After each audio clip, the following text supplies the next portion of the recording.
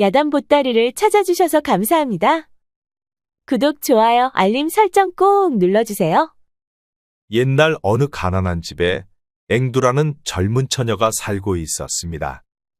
홀 어머니는 날품팔이를 하고 앵두는 바느질을 하였지요. 그런데 앵두의 바느질과 자수 놓는 솜씨가 무척 좋았답니다. 앵두야, 이번에 큰맘 먹고 비단 한 필을 장만하였는데 내가 옷 좀 만들어줄 수 있겠니? 네, 그렇게 할게요. 그래, 고맙다. 내가 옷을 만들고 자수를 놓아주면 대감집 마나님들이 부럽지 않을 것 같구나. 호호! 마을 사람들은 앵두에게 옷 만드는 일과 자수를 부탁하곤 하였습니다. 그리고 앵두는 자수를 놓아 장터에 내다 팔기도 하였지요. 어머니 장터에 다녀오겠습니다. 그래, 조심히 다녀오거라. 이번에도 값을 후하게 받았으면 좋겠구나. 앵두는 몇 달 동안 짜놓은 자수를 가지고 여느 때와 마찬가지로 장터로 향했습니다. 어머, 이번에도 자수가 참 곱고 예쁘구나. 앵두 내 실력이면 한양에서도 알아줄 것이야. 앵두에게 자수를 맡긴 옷집 주인은 앵두의 자수를 보고 너무 좋아하는 것이었습니다. 근처 마을에서는 눈 씻고 찾아봐도 앵두만한 실력이 없었기 때문이었지요. 과찬이시여요, 주인어른. 그런데 일감은 또 있나요? 아, 그럼 일감이야 잔뜩 있지. 내 자수가 마음에 든 마나님들께서 주문을 잔뜩 주셨단다. 내 덕분에 요즘 내가 장사할 맛이 나는구나. 너는 복덩이야, 복덩이. 호호. 그렇게 앵두는 기쁜 마음으로 새로운 일감을 받아 집으로 돌아오고 있었습니다. 그런데 장터를 벗어나자마자 웬 거짓고르란 할머니가 쓰러져 있는 것이었지요. 그러자 앵두는 할머니에게 가보았답니다. 할머니 어디가 아프셔요? 할머니는 대답이 없었습니다. 그러자 앵두는 할머니의 손목을 잡고 맥박을 짚어보았지요. 그런데 다행히도 할머니의 맥박은 뛰고 있었습니다. 그러자 앵두는 엎어져 있는 할머니를 바로 눕혀드렸지요. 아니, 그런데 할머니의 얼굴에는 붉은 반점이 많은 것이었습니다. 그리고 살이 터져 진물이 흐르는 것이었지요. 그러자 앵두는 생각할 겨를도 없이 할머니를 업고 의원집으로 향했습니다. 어서 도로 없고 당장 나가거라. 의원이 다짜고짜 얼른 나가라는 것이었습니다. 아니, 왜 그러시는지요? 할머니가 위중한데 어디로 가라 하시는지요? 그 할머니는 나병에 걸린 것이다. 약도 치료 방법도 없느니라. 그러니 옮기 전에 어서 마을 밖으로 나가거라. 앵두는 의원의 성화에 못 이겨 할머니를 업고 의원집을 나올 수밖에 없었습니다. 그리고 의식도 없는 할머니를 두고 앵두는 혼자 갈 수가 없었지요. 그리하여 앵두는 할머니를 업고 집으로 향했습니다. 그러자 마을 사람들이 할머니를 보고 기겁을 하는 것이었지요. 아니, 얘야, 이분은 문둥병 환자가 아니더냐? 당장 할머니 데리고 마을 밖으로 나가거라. 하지만 불쌍한 할머니를 치료는 해야 하지 않겠는지요? 마을 사람들은 삽시간에 잔뜩 모여들었습니다. 그리고 앵두 보고 당장 마을 밖으로 나가라는 것이었지요. 내가 우리 마을 사람을 죄다 죽이려고 작정한 것이냐? 어서 할머니를 데리고 멀리 가지 못할까? 마을 사람들은 할머니뿐만 아니라 앵두까지도 마을로 못 들어오게 하는 것이었습니다. 그리고 소금을 잔뜩 뿌리는 것이었지요. 그제서야 심각성을 알게 된 앵두는 할머니를 업고 다시 마을을 돌아 나올 수밖에 없었지요. 하지만 앵두는 갈 곳이 없었습니다. 그렇다고 할머니만 홀로 두고 갈 수도 없었지요. 그리하여 앵두는 다시 할머니를 업고 산으로 향했습니다. 문둥병은 사람들에게 병을 옮기는 병이니 사람이 사는 곳으로는 갈 수가 없었지요. 산으로 들어가 평지에 자리를 잡은 앵두는 할머니가 걱정되었습니다. 아직도 의식이 없었기 때문이었지요. 그리고 해가 지고 어두워지자 앵두는 배도 무척 고팠습니다. 그리하여 밤이 깊어질 때를 기다려 집으로 향했지요. 아이고, 얘야, 이게 다 무슨 일이냐. 어쩌다 문둥병 환자를 업고 온 것이야. 너는 괜찮은 것이냐? 네, 지금은 괜찮아요, 어머니. 그러니 너무 염려하지 마셔요. 지금 마을에서는 난리가 났구나. 내가 어디서 문둥병 환자를 데려왔다고 아우성들이다. 이를 어찌하면 좋으냐? 당분간 저도 마을에 들어오면 안 될 것 같아요. 그러니 우선 먹을 것과 옷까지 좀 싸주셔요, 어머니.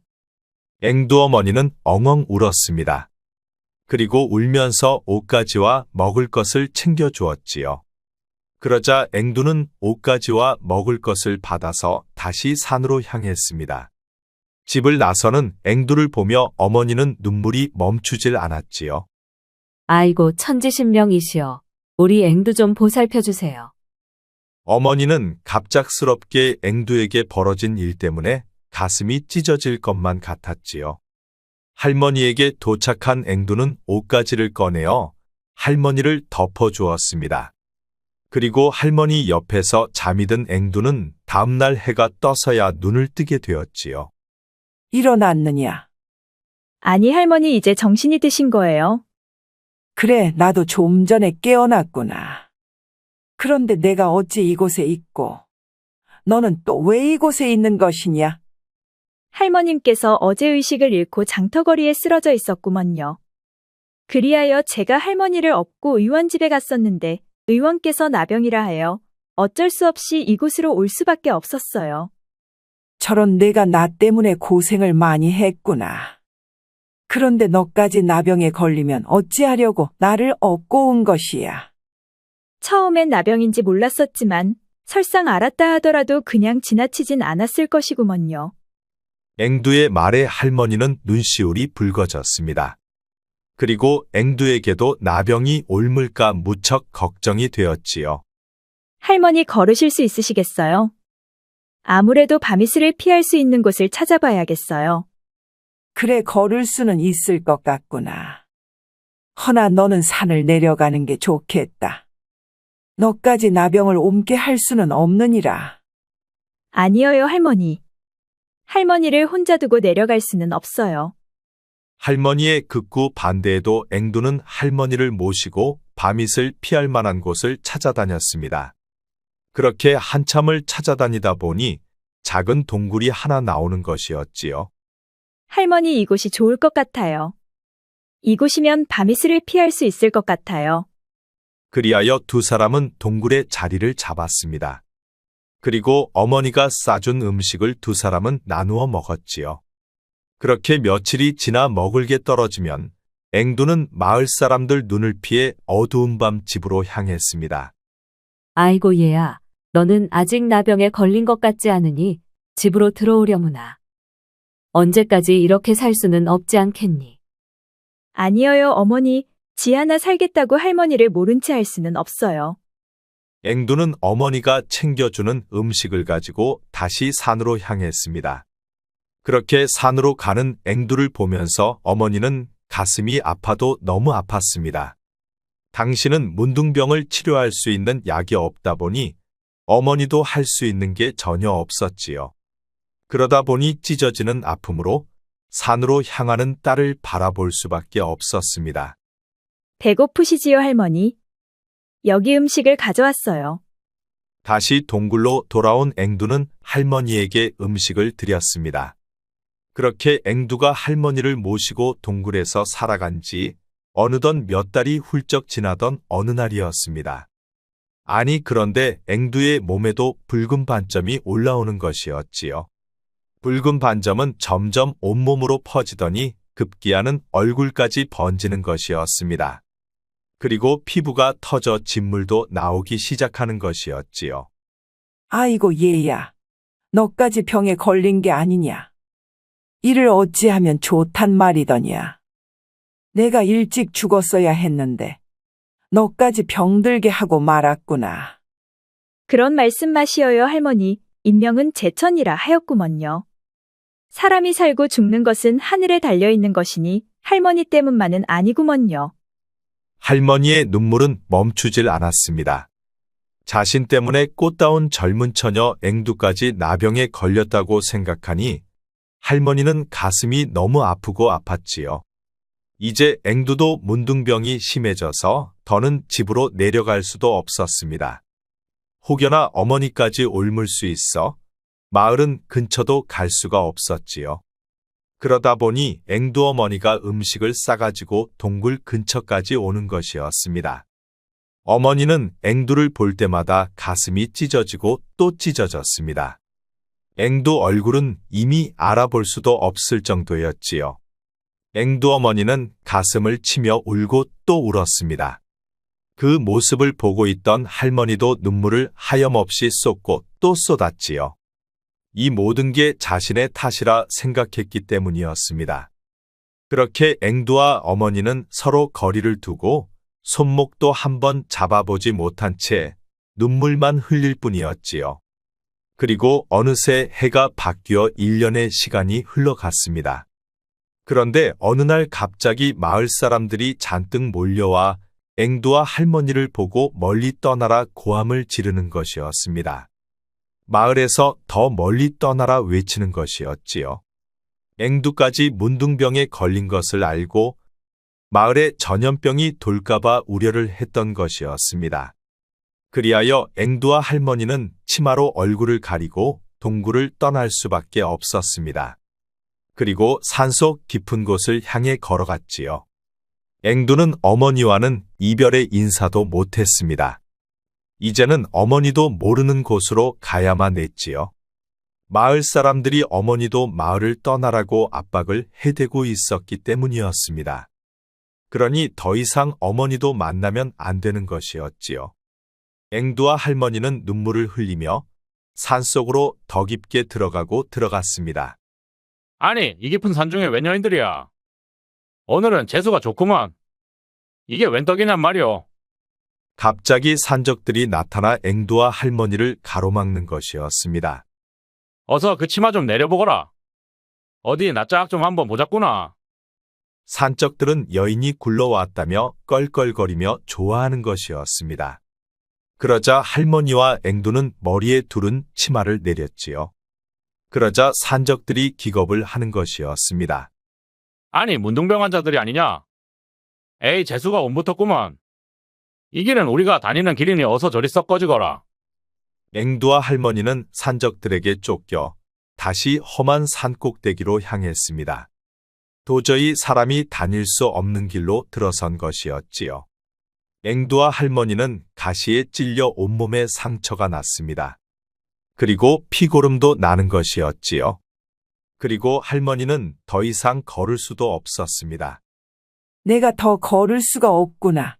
나 때문에 너까지 고생이 많아 너무 미안하구나. 전 괜찮아요, 할머니. 이곳에서 조금만 쉬었다가요. 저 언덕만 넘으면 밤이슬을 피할 수 있는 곳이 있을 것 같아요. 그렇게 두 사람은 쉬었다 걷고 하면서 언덕을 넘었습니다. 그러자 커다란 절벽 아래 밤이슬을 피할 수 있는 곳이 나오는 것이었지요. 그리고 폭포수도 있어 물도 마실 수가 있었습니다. 그렇게 두 사람은 절벽 아래 자리를 잡았답니다. 그런데 이제 두 사람에게는 먹을 게 하나도 없었습니다.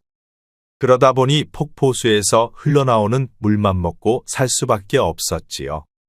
그렇게 며칠이 지나 두 사람 모두 이젠 기력이 없어 걸을 수도 없었습니다. 할머니 많이 힘드시지요? 아니다. 나보다 내가 더 걱정이구나. 나는 이제 살 만큼 살았지만 너는 앞으로도 살아갈 날이 창창한데 일이 되었으니 내 죽어서도 이 죄값을 어찌 다 갚을 수가 있으랴. 앵두는 눈물 짓는 할머니를 꼭 안아주었습니다. 그리고 할머니와 앵두는 서로를 부둥켜 안고 하염없이 울고 또 울었지요.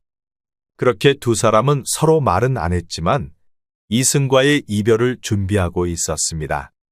그리고 의식도 점점 희미해져 가고 있었지요. 우렁차게 들리던 폭포수 소리도 산속의 새들 소리도 점점 작아져 가고 있었습니다. 아니, 이보시오. 정신 좀 차려보시오. 갑자기 웬 사내의 묵직한 소리가 귀에 들려오는 것이었습니다. 여봐라, 어서 물을 가져오너라. 사내들의 음성은 다급해 보였습니다. 그리고 입속으로 물이 들어오는 것이었지요. 그리고 한참의 시간이 흐르니 사내들이 보이기 시작하는 것이었습니다. 이제 정신이 좀 드시오. 이신지는 모르오나 감사합니다. 그리고 잠시 후 할머니도 깨어나는 것이었습니다. 할머니 제 말이 들리세요? 그래 들리는구나. 그런데 이분들은 누구더냐?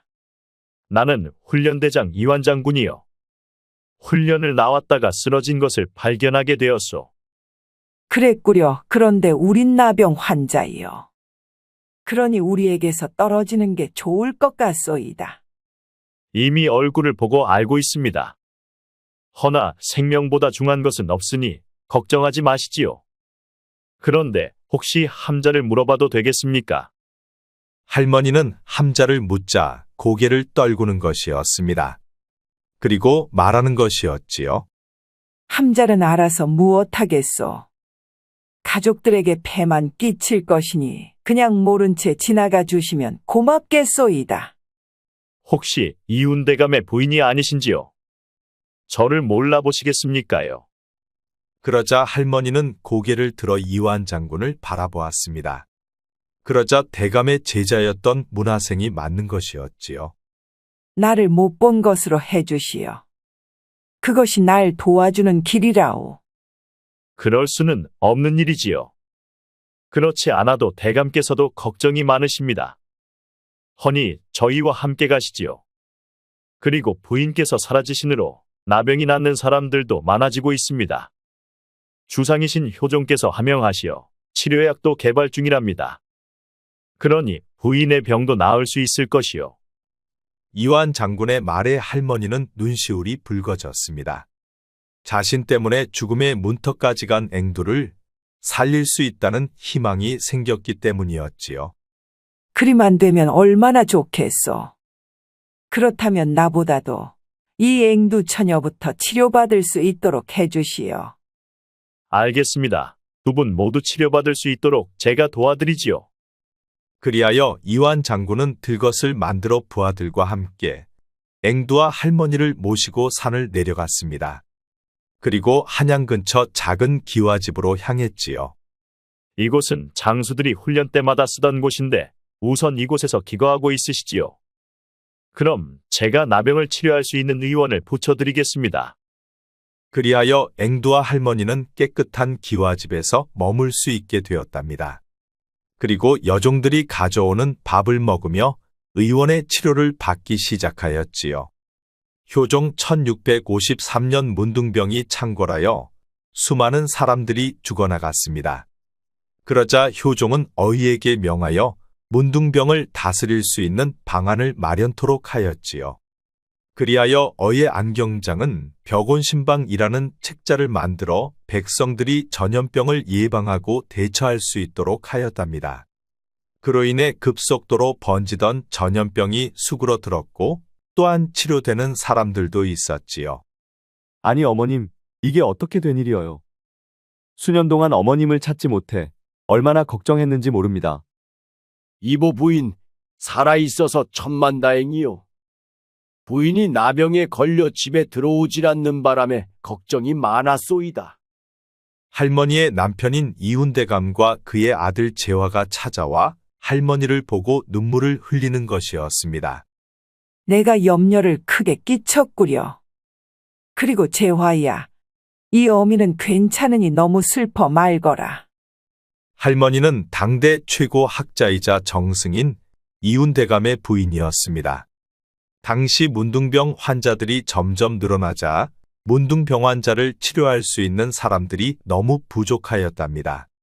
모두가 문둥병 환자 치료를 꺼렸기 때문이었지요. 그러자 부인께서는 자발적으로 나서서 문둥병 환자촌을 찾아간 것이었습니다. 그런데 그 바람에 부인도 문둥병에 걸리고 만 것이었지요. 그러자 부인도 집에는 가지를 못하고 문둥병 환자촌에서 머물 수밖에 없었습니다. 건강이 좋지 않은 부인은 죽기 전에 마지막으로 남편과 아들의 얼굴이라도 보고 싶었습니다. 그리하여 부인은 늦은 밤 남편과 아들의 얼굴이라도 보려고 집으로 향하다 쓰러진 것이었지요. 그리고 다음날 앵두가 발견한 것이었습니다. 부인, 너무 걱정 말고 계시구려. 지금 부인을 치료하는 의원은 어이께서 추천해 주신 의원이요. 그러니 부인의 병을 치료할 수 있을 것이요. 나보다도 이 앵두 처녀부터 고쳐달라 말해주시오. 이 앵두 처녀가 아니었다면 나는 벌써 이 세상 사람이 아니었소. 그리고 이 앵두 처녀는 날 살리려다 나병에 걸리게 되었다오. 그랬구려. 큰 신세를 지게 되었구려. 앵두 처녀, 내 모든 것을 걸고 처녀를 치료하겠소. 그러니 조금만 참고 견뎌주시오. 그리고 부인을 살려주어 참으로 고맙소. 아닙니다. 저보다도 연세가 있으신 할머님부터 치료해 주세요. 저는 그 다음에 해도 괜찮습니다. 그렇게 남편과 아들이 돌아가고 의원의 치료는 계속되었습니다. 그리고 며칠 후 아들 재화가 찾아오는 것이었지요. 어머니 좋아하시는 한과를 가져왔어요. 앵두낭자도 같이 드셔보시지요. 그러려무나 이 한과는 명인이 만든 한과인데 참으로 맛나단다. 아, 그렇군요. 참으로 만나네요. 포도청 종사관 아들 재화는 며칠에 한 번꼴로 계속 찾아오는 것이었습니다. 그리고 어머니와 앵두가 좋아하는 것을 항상 가져오는 것이었지요. 그렇게 3년이 지난 어느 날이었습니다. 할머니와 앵두의 나병은 아직 큰 차도가 없었지요. 앵두낭자, 낭자에게 할 말이 있소. 제게 하실 말씀이 무엇인지요? 나와 혼인해 주시오. 앵두는 깜짝 놀랐습니다. 갑자기 재화가 혼인하자 하니 앵두는 놀라고 말았지요. 자신은 아직도 나병으로 얼굴과 온몸이 붉게 물들어 있었기 때문이었습니다. 의원의 치료 덕에 진물은 없어졌지만 아직도 얼굴은 문둥병 환자로 보이고 있었지요. 그럴 순 없습니다. 어찌 앞날이 창창한 분께서 저 같은 나병 환자와 혼인하려 하십니까? 그럴 순 없습니다. 내 그냥 해본 소리가 아니오. 그대가 내 어머니를 위해 자신을 희생했듯이 나는 그대를 위해 평생을 바칠 것이오. 저는 그리할 순 없습니다. 그러니 그런 생각일랑 버리시지요. 사실 앵두도 재화 총각을 좋아했습니다. 재화 총각은 무척 착하고 효심도 깊었지요. 그러다 보니 지난 3년간 자신도 모르게 재화를 좋아하게 된 것이었습니다. 하지만 자신의 처지를 너무 잘 알기에 내색할 수도 없었지요. 그러다 보니 혼인하자는 말에 앵두는 가슴이 너무 아픈 것이었습니다. 오늘은 내 뜻을 밝혔으니 이만 돌아가겠소. 하지만 내 뜻이 꺾이는 일은 절대 없을 것이오. 재화가 돌아가고 앵두는 눈물이 쏟아졌습니다. 눈물을 주체할 수가 없었지요. 사랑하지만 사랑해서 안 되는 것이었습니다. 그리고 또 사랑하는 사람에게서 청혼을 받았지만 혼인해선 안 되는 것이었지요. 그러다 보니 앵두의 눈물은 그치질 않았습니다. 그러자 이를 지켜보고 있던 재화 어머니는 앵두를 꼭 안아주었습니다. 그리고 두 눈에서는 눈물도 흐르고 있었지요. 앵두의 심정을 너무도 잘 알고 있기 때문이었습니다. 그리고 아들의 결심을 보고 가슴이 찢어질 것만 같았지요. 자신 때문에 앵두도 아들도 앞날을 망치는 것 같아 너무도 가슴이 아팠습니다. 그러다 보니 두 사람은 서로를 부둥켜 안고 한없이 울고 말았지요. 그 후로도 재화는 계속 찾아왔습니다. 그리고 항상 어머니와 앵두가 좋아하는 것들을 챙겨왔지요. 그럴 때마다 앵두는 너무 슬펐습니다. 자신의 처지 때문에 사랑해선 안 될 사람을 사랑하게 된 것이 꼭 죄를 짓는 것만 같았지요. 재화는 자신과의 혼인을 포기할 것 같지가 않았습니다. 하지만 앵두는 자신 때문에 재화의 앞날을 망치게 할 수는 없었지요. 그리하여 어느 날 앵두는 재화 어머니가 잠들어 있는 사이 집을 나왔습니다. 그리고 다시 산으로 향했지요. 산으로 들어간 앵두는 무작정 걸었습니다. 걷고 또 걷고 정처 없이 걸었지요.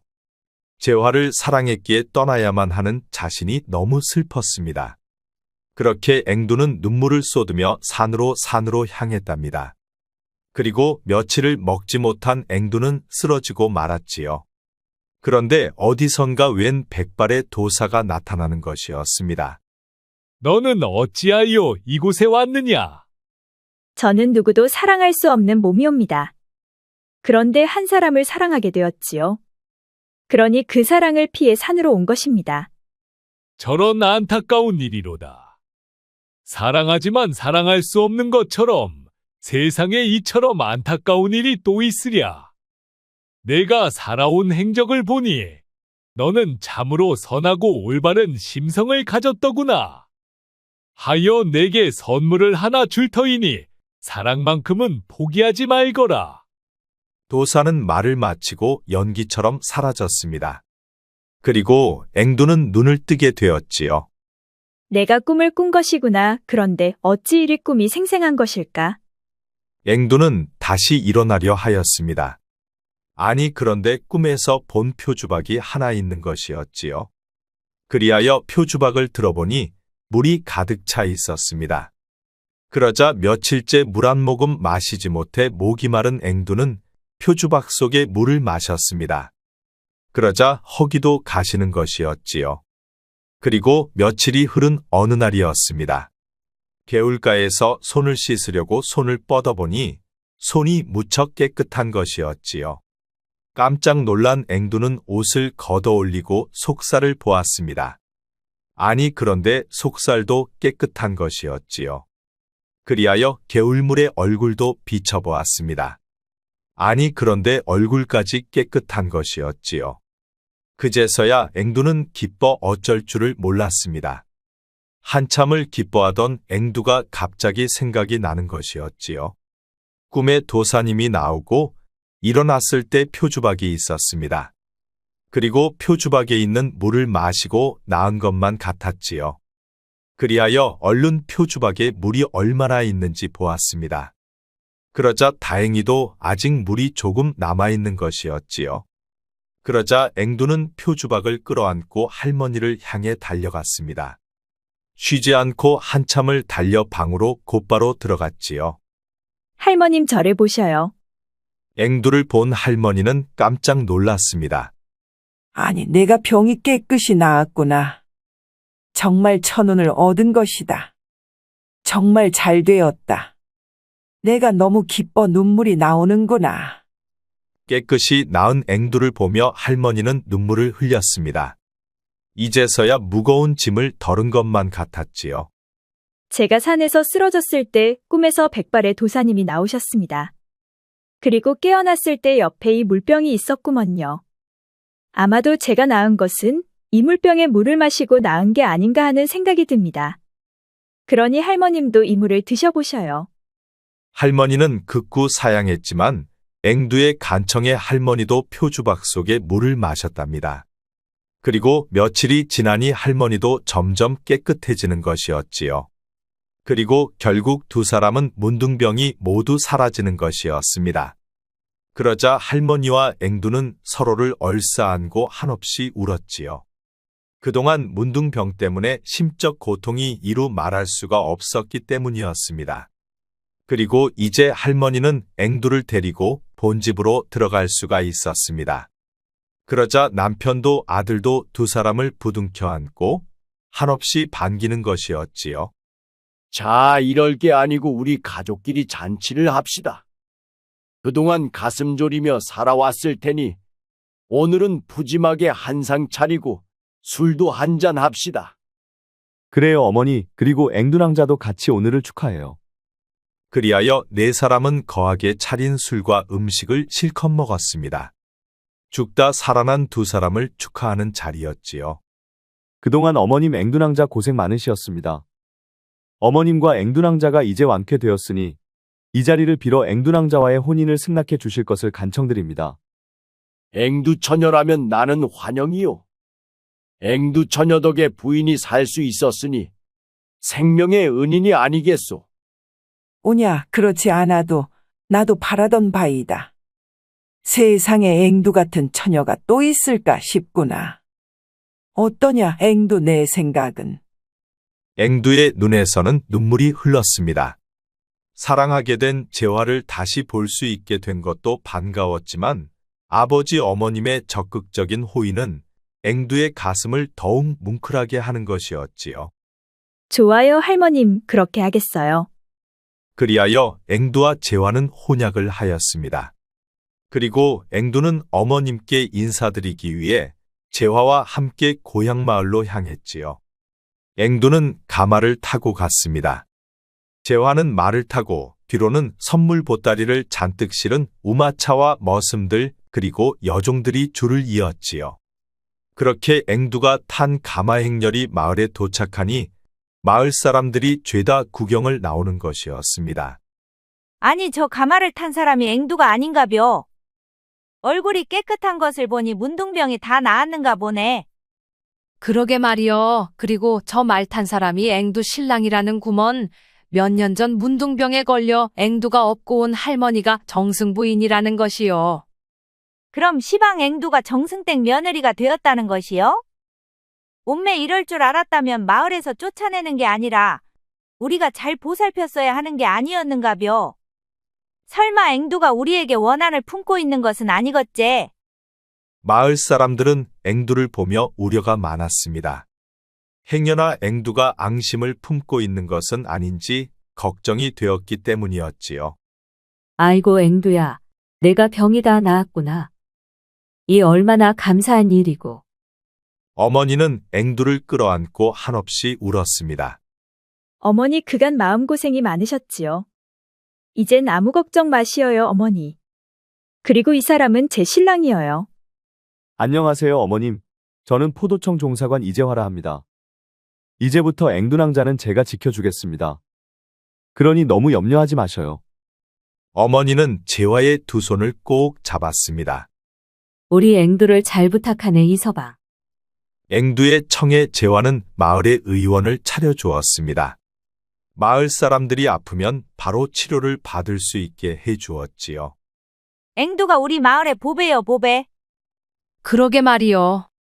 치료받으려면 옆마을까지 반나절을 가야 하는데 이제 앵두 덕분에 우리 마을에도 의원이 생겼으니 이처럼 경사스러운 일이 또 있을까? 앵두는 한양에서 재화와 혼례를 올렸습니다. 앵두 어머니와 마을 사람들 모두가 참석해 축하를 해주었답니다. 옛말에 물취이모라는 말이 있습니다. 겉모습만 보고 사람을 판단하지 말라는 것이지요. 옛날 황희정승이 누추한 옷을 입고 길을 가다가 배가 고파 어느 잔치집 대문 앞에 섰습니다. 그러자 행색이 초라한 모습을 보고 그 집 주인과 하인들이 문전박대를 하였답니다. 그러자 황희정승은 다시 옷을 잘 갖춰 입고 찾아갔더니 이번에는 하인뿐만 아니라 주인까지도 크게 환대하며 상다리가 부러지도록 사내진미를 내놓는 것이었지요. 그러자 황희정승은 사내진미 음식을 먹지 않고 옷 위에 쏟아 붓기 시작하였습니다.